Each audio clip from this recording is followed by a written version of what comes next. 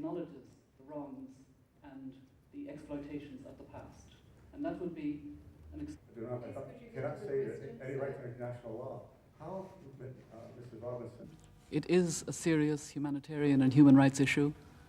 We don't need much imagination to think what it must be like to be one of those 434 refugees on that tanker with no proper facilities for washing, for the elderly, no privacy, spreading of health diseases, skin diseases, etc. It's very, very worrying that a country with a fine tradition like Australia would find itself unable to reach out in appropriate terms and in established practices to these people. Australia has a fine tradition of having been concerned with earlier problems of boat people in that region.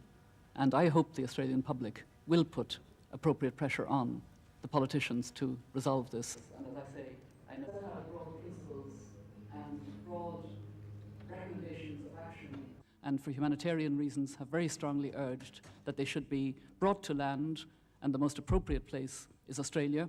Australia has the primary responsibility. It is pointing to Indonesia. It's even pointing to East Timor.